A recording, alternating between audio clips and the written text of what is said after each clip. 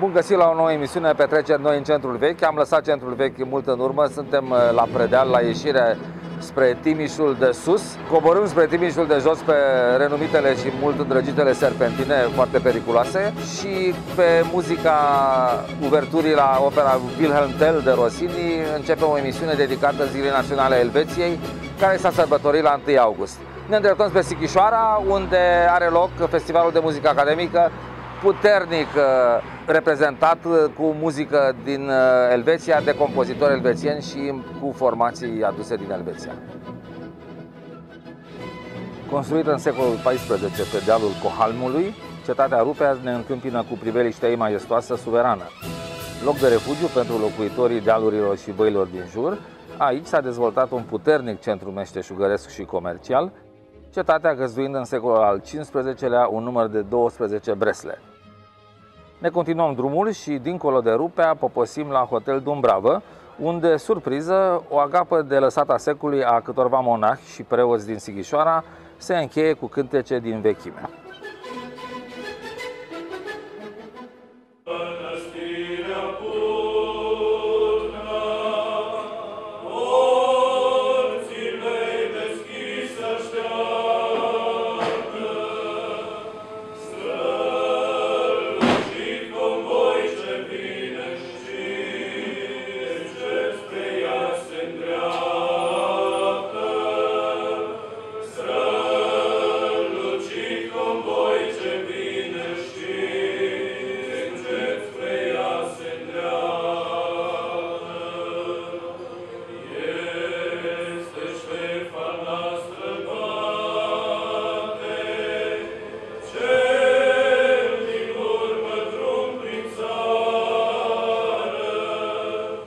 Mulțumim sponsorului nostru Geberit pentru susținerea acestei emisiuni.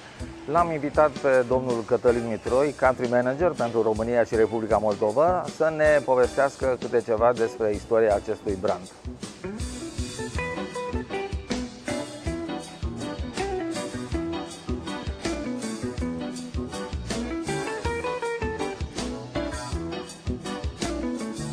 Geberit este într-adevăr o companie cu rădăcini profund elvețiene, ținând cont că în anul 1874, pe malul lacului, superbului lac Zürich, s-a înființat această companie.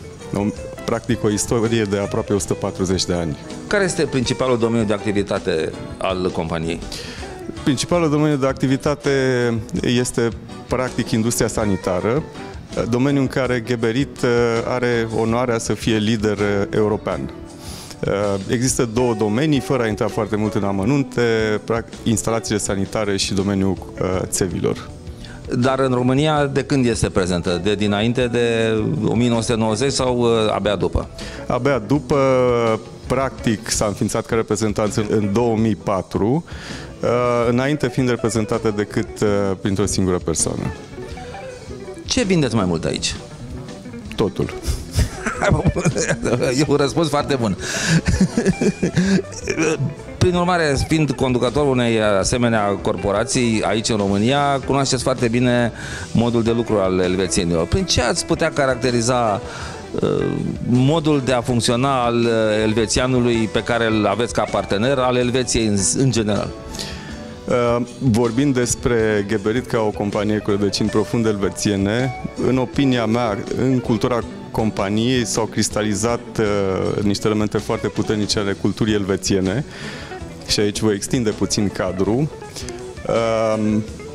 Este foarte greu să concentrezi atâtea elemente în doar câteva cuvinte, dar m-aș referi în primul rând la modestie, m-aș referi la extrema eficacitate, m-aș referi la extrema punctualitate și m-aș referi în ultimul rând la niște valori puternice ale societății, cum ar fi moralitate, verticalitate, respect, și aici vorbim de respect pentru oameni cât și pentru natură. Familia, bineînțeles.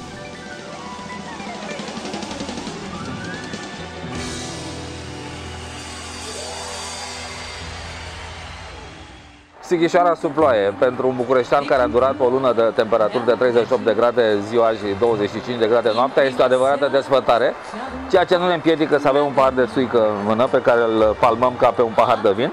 Ciocnim în onoarea acestui splendid oraș și a festivalului Academia din Sighișoara, care începe în această seară cu muzică de și cu interpreți elvețieni. Cheers!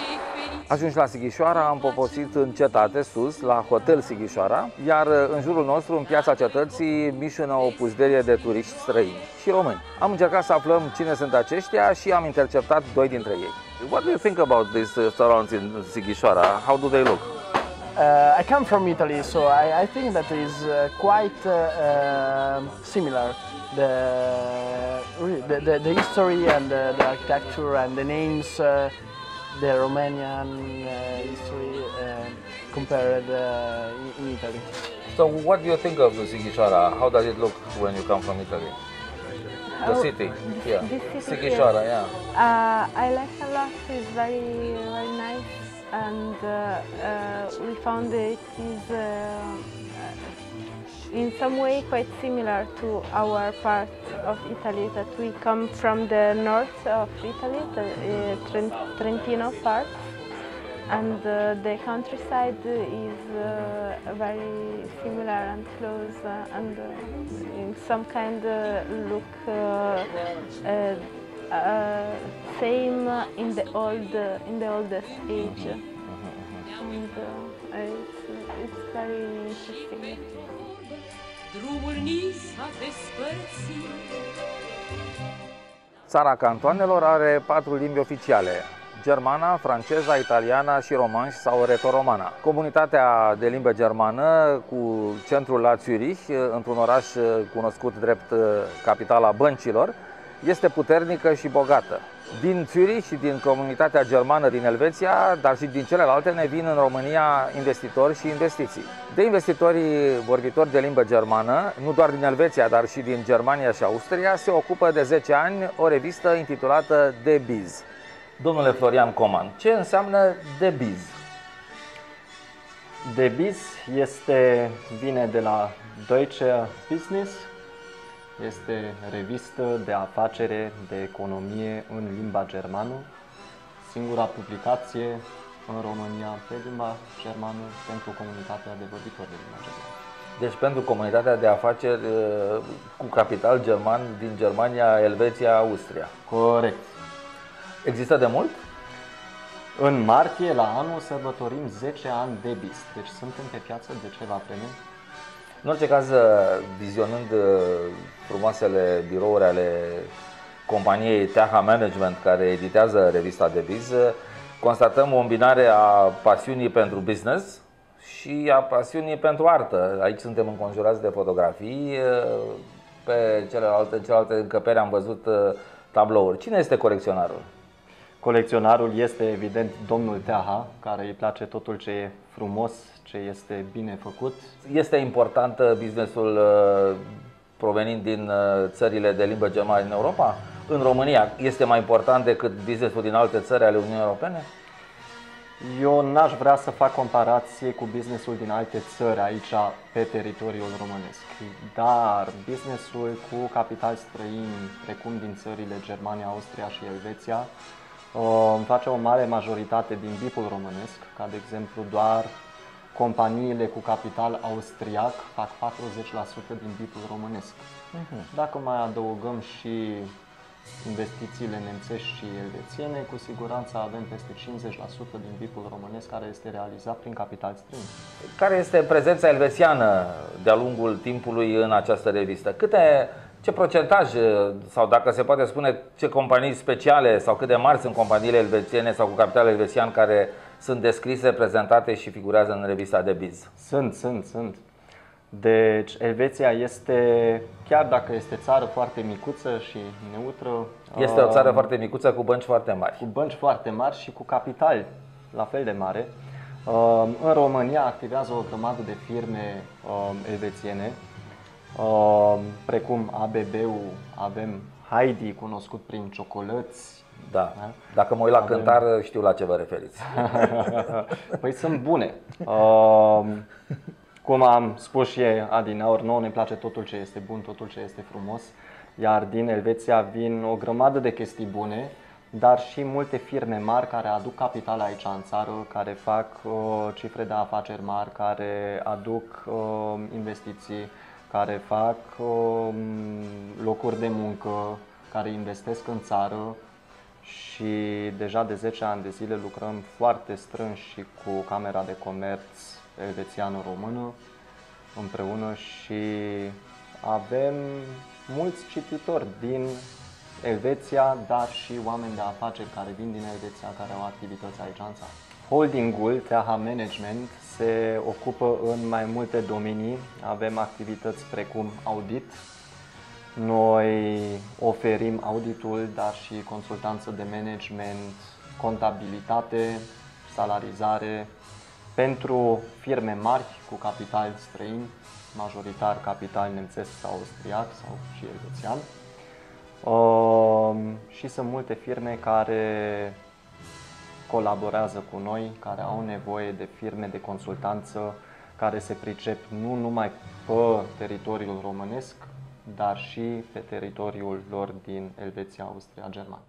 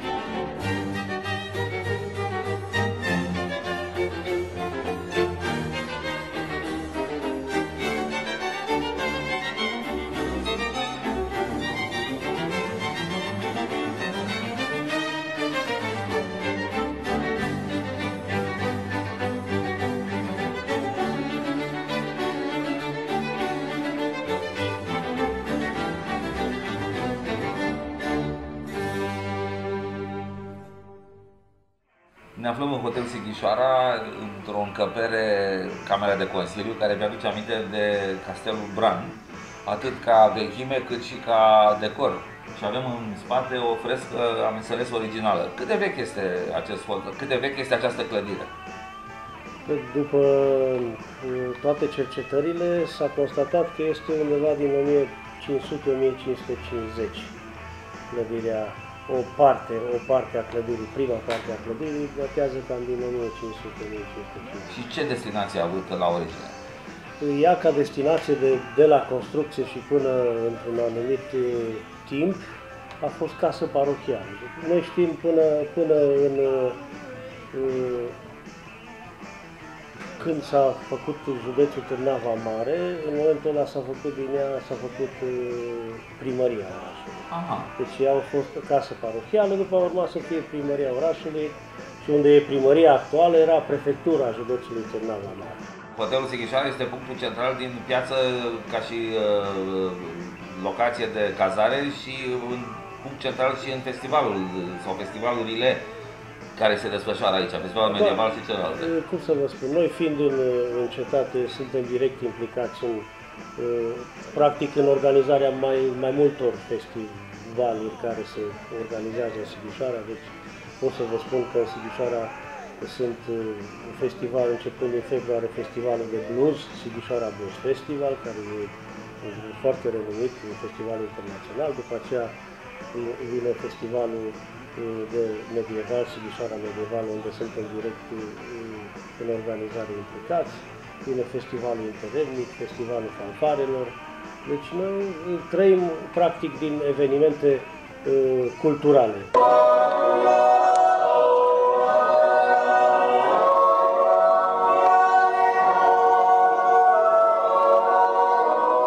Festivalul Academia Sighișoara se desfășoară cu o puternică susținere financiară, dar și cu muzicieni din Elveția.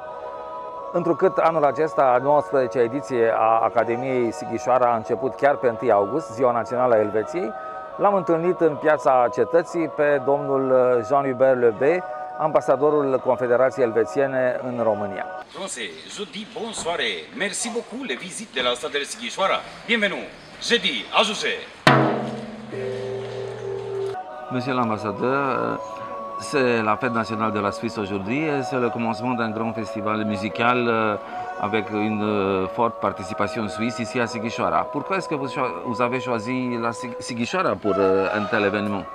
C'est une très belle histoire. C'est l'histoire de monsieur Alexandru Gavrilovici, qui est un musicien roumain de très haut niveau, qui, à l'époque noire, la Roumanie a demandé l'asile politique en Suisse. Et il vous l'expliquera lui-même encore mieux que je ne le ferai. Et il a été accueilli à bras ouverts en Suisse et au moment de la chute du communisme, il a décidé de faire quelque chose pour sa patrie, qui était restée la Roumanie. Et il est venu ici, il a établi ce festival. Il est venu avec des amis, il est venu seul je crois au début, il est venu avec des amis ensuite. Et il a créé quelque chose d'extraordinaire. Et ce festival, nous vivons cette année le 19e festival. Et nous espérons pour les 20e l'année prochaine organiser quelque chose d'encore plus grand. Mais que les choses soient très claires, le mérite en revient à Alexandru et à ses amis musiciens que vous avez rencontrés. Il a amené ici des célébrités européennes, voire mondiales, et a mené ici un travail culturel de très très haut niveau. Est-ce qu'il y a d'autres villes en Roumanie où la présence culturelle suisse est assez importante? Je dirais qu'elle reste basée surtout sur le travail de privé. La Suisse a très peu de moyens au niveau de l'État, n'est pas fort, n'est pas riche. La Suisse est riche, l'État suisse ne l'est pas. Et c'est l'initiative privée qui fait beaucoup. Alors comme initiative extraordinaire, il y a celle du Festival de Sighișoara qui est soutenu par la Suisse, mais aussi par d'autres pays, par l'Espagne, par d'autres organisations, par des individus privés qui font beaucoup. Oui, j'ai vu, excusez-moi, j'ai vu qu'il y a un Swiss Sponsors Fund, une congrégation de compagnies suisses qui soutient. Exactement, et ça c'est aussi une très jolie histoire. C'était pour le 100e anniversaire des relations diplomatiques entre la Suisse et la Roumanie l'année passée.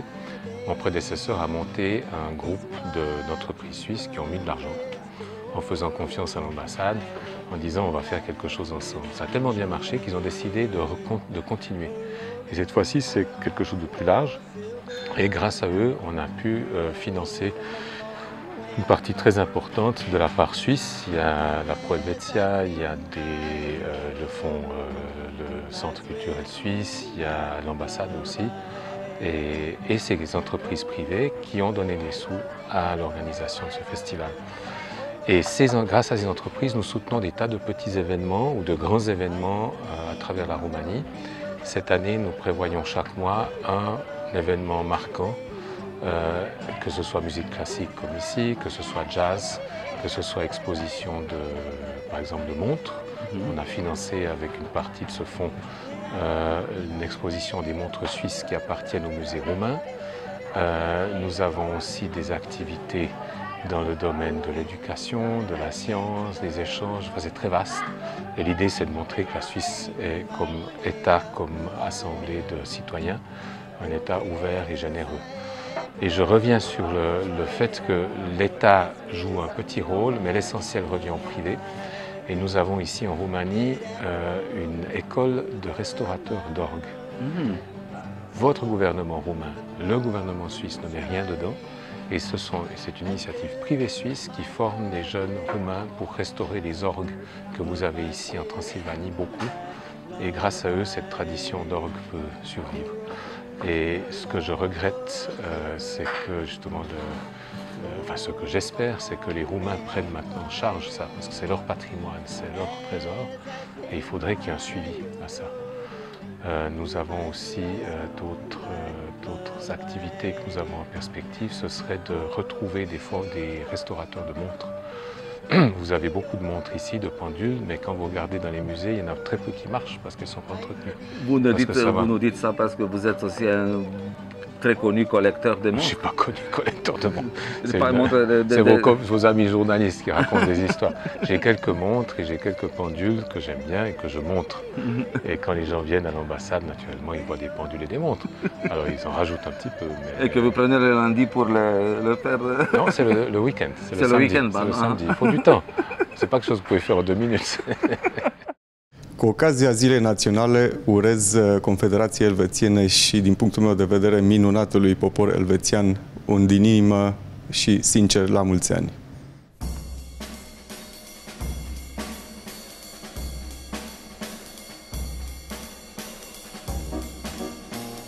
Suntem în turnul cu ceas din Sighișoara, la vreo 60 de metri, într-un cerdac periculos, nu vrem să ne uităm în jos și în spate și în jurul nostru avem toată perspectiva acestei splendide zone de podiș al Transilvaniei, Târnava Mare și zeci de turiști care se plimbă în jurul nostru și ne filmează în același timp.